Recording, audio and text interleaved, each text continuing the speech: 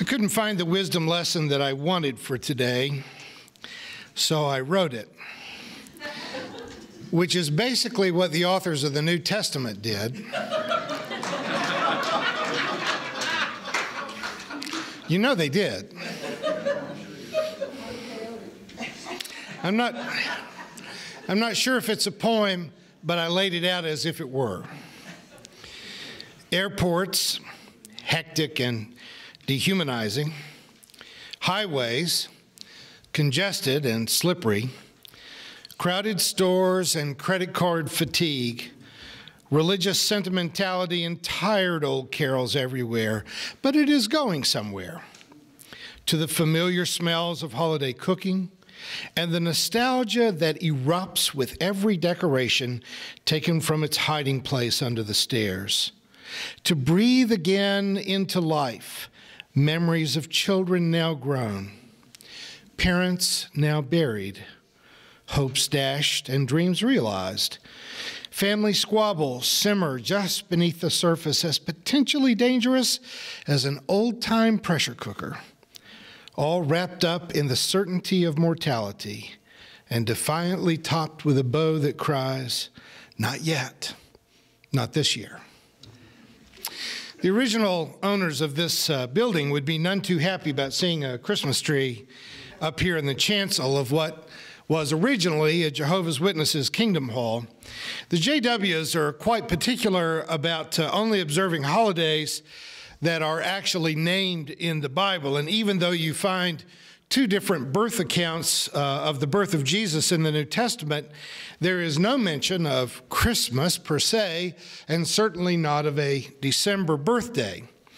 People in the non-instrumental churches of Christ like to similarly distinguish themselves by not observing non-biblical holidays. Certainly not Christmas or Easter, but they don't even talk about Old Testament holidays, regardless of whether Jesus observed them or not. All of these groups are trying to make themselves appear to be somehow more biblical than their competitive neighbors. This is not just a matter for modern American Protestantism, as these pious and self-congratulatory sects try to find ways that make themselves seem to be more Christian than the other people who call themselves Christians. It was illegal in the early Puritan colonies in the New World to observe Christmas because it was considered, they said, to be decadent. The truth is it was considered to be Catholic and therefore Irish, not that good, which is not a new thing when it comes to prejudice in America. The December observance of the birth of Jesus wasn't set until the 3rd century, and it was probably set on December 25th to overtake the popularity of the winter solstice holiday of Saturnalia that was very popular in Rome. Jewish and Christian holidays all have their origin in one way or another in a practical observance of an agricultural calendar. When the fall harvest is all in, the fields are bare and frozen, and the days are short, people have the time and, frankly, the inclination to feast and dance and make merry. In fact, a century after the celebration had been dubbed a Christian observance, a 4th century pope bemoaned that Christians were eating and drinking a little bit too much in their adoration of the Christ child, and maybe everyone could cool it a little bit. This year, with a very colorful Republican occupying the White House, we've not heard the Fox News crowd incessantly bemoaning the war on Christmas. In fact, I woke up to the news on Friday to find out there's no longer a war on Christmas. There's not even a war on ISIS anymore. Evidently, we won that war while I wasn't noticing. So Merry Christmas to us, I guess. The suggestion that there ever was actually a war on Christmas, or that the true meaning of Christmas was being somehow destroyed, was always just something for Bill O'Reilly to blather about while waiting for the next round of blonde beauty queens to be hired by Fox. Not too soon, is it? Okay. What should be obvious is that there is no true true meaning of Christmas, because Christmas has always meant something different to different people at different times, different places. The birth narratives in Matthew in particular, Jesus is born in the family home in Bethlehem. Bethlehem's their home, and they were discovered there by Eastern astrologers who followed a star. Have you ever tried to do that, follow a star? Parts of that story are incredulous. But there's a completely different version in Luke where the family lives in Nazareth. They travel to Bethlehem for kind of a cooked-up reason, describing how Jesus was born in a stable, announced by angels to shepherds. Literally, there's no agreement between these two stories other than the gender of the child. But this is what we call, in Hollywood at least, an origin story. Sort of like when Peter Parker is bitten by a radioactive spider, turning him into the amazing neighborhood Spider-Man. Ancient religious narratives often included accounts of miraculous births, all of the way from the familiar Venus rising out of the sea to the story of the birth of the Hindu god Krishna, who it turns out was threatened with death when he was born, so his family wove a basket, put him in it, and carried him through the river to safety. Hard to know whether Moses got to that story first or whether it was Krishna, but in the ancient world of religion, plagiarism was considered honorific. Despite the sincere and centuries-long efforts of the Roman Catholic Church to make stories of incarnation, virgin birth, angels, and magi seem like historical events, it isn't very persuasive to us. It certainly isn't very persuasive in academic traditions around church history. So if we try to get serious about it, what is the meaning of Christmas? And to answer that question, you really have to kind of turn it around and ask the culture, what does it mean to you? How do you use it? What is it to you? How is Christmas finding a place in our literature, in our movies, and in our art? It has become, at least in the West, a time of gift giving. Trying to tie that to frankincense, gold, and myrrh brought by the Magi is really quite a stretch. There's no connection at all. It's just a tradition that has grown up largely in the West as parents became able to buy mass-produced goods that they could then give to their children. The retail dimension of Christmas hardly needs a gospel birth narrative to inspire it and support it. Some iteration of Santa Claus will exist without the church or the Christmas story, as long as there are children that like to get presents. In the mid-19th century, when Charles Dickens first published his short novel, A Christmas Carol, England was just coming out of one of those times when the Puritans had made Christmas celebrations either illegal or something to be embarrassed about.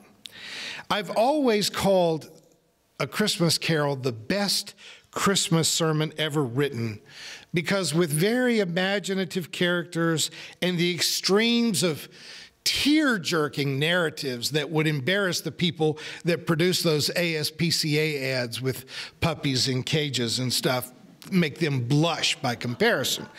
But Dickens tells a story of redemption, of conversion.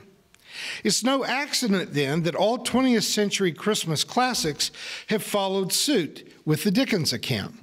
It's a Wonderful Life, A Miracle on 42nd Street, even The Grinch, and to some extent, Bad Santa, are all stories of changed lives. It's not about a religious conversion, though. There's almost no religion mentioned in it. It's a conversion from being a horrible, greedy, worthless person towards finding connection to others through forgiveness, through charity, through compassion and love. In The Christmas Carol, as in most short morality plays, there's an exaggerated villain. In this case, it's Scrooge. There's an admirable saint who plays opposite them. In this case, it is Scrooge's nephew, Fred. And Fred is trying to draw out his wealthy but miserable uncle, and Scrooge is literally derisive and dismissive of anything that anyone would enjoy that does not add profit to the bottom line. It's an exaggerated caricature, of course. One does not encounter such one-dimensional characters in real life. Or go ahead and enjoy yourselves. We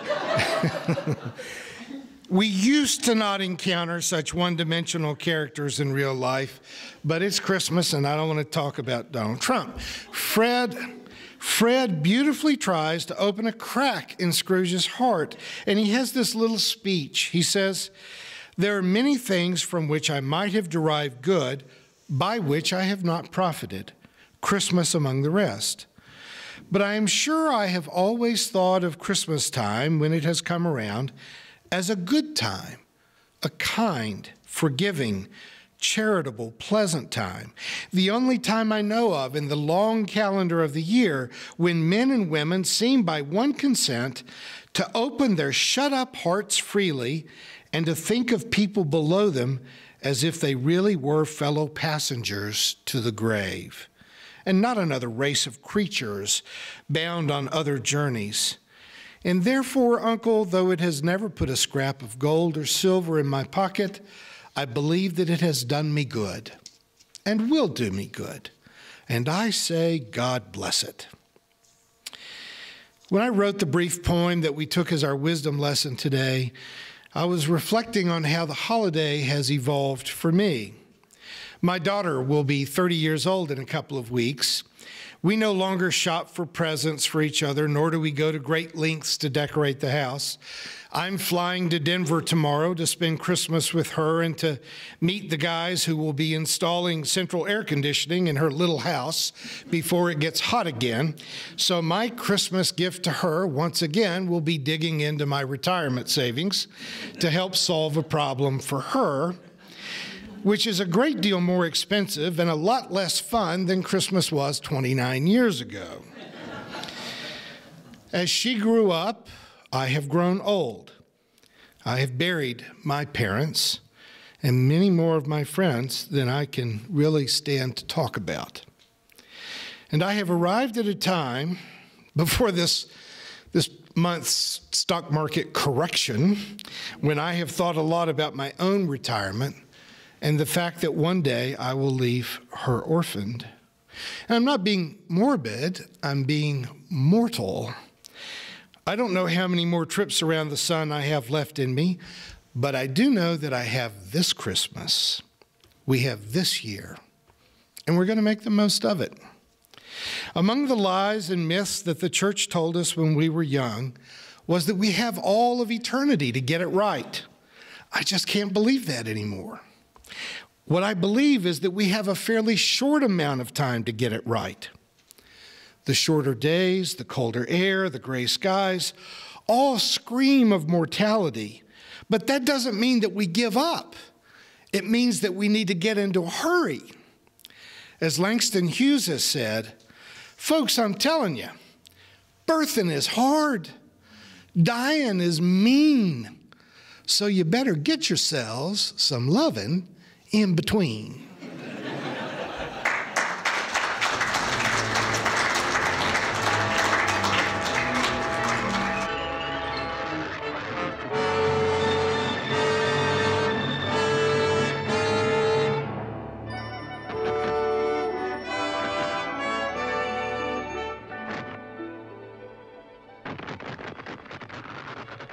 What happened then?